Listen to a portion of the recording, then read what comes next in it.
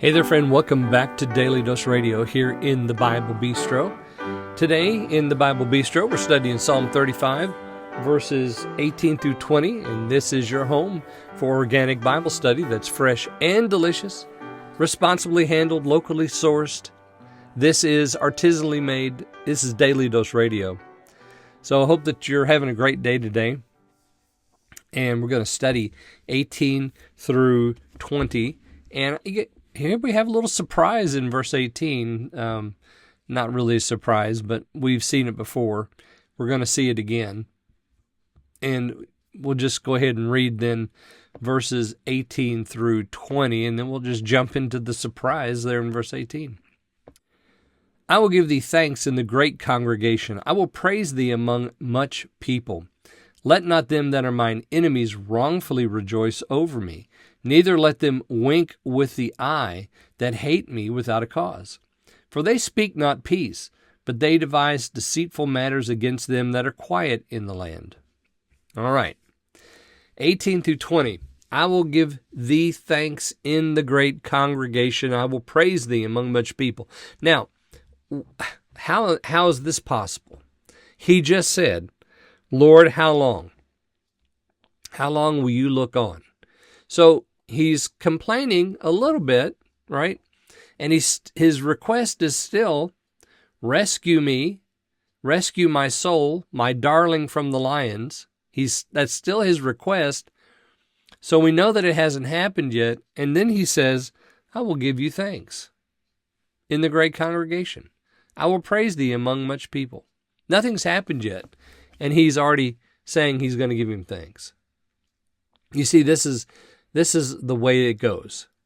Just like Jesus when he's on the cross, the first two verses, he says, you've not heard me. I've made my prayer. Where are you? My God, why have you forsaken me? Why are you so far from the sound of my roaring? And then in verse 3, he says, but you're holy. So there's this conflict or this contrast between the suffering that we experience and our responsibility to proclaim him as holy, because he still is.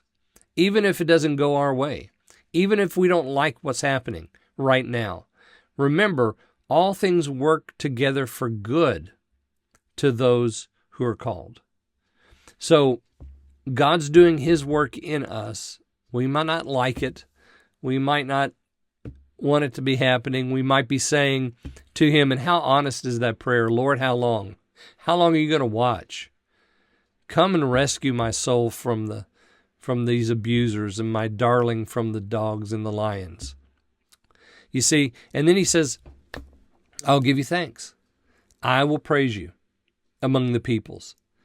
And then we have verse 19, let not them that are mine enemies wrongfully rejoice over me.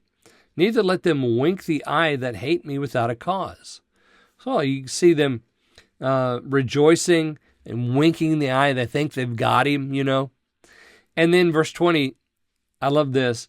For they speak not peace, but they devise deceitful matters against them that are quiet in the land.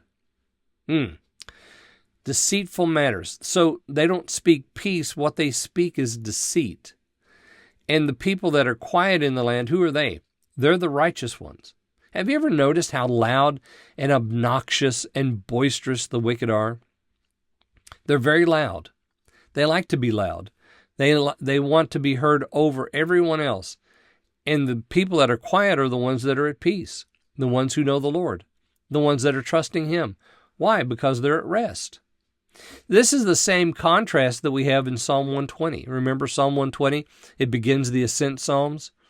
And in that passage, the psalmist says, I was for peace, but when I spoke, they were for war.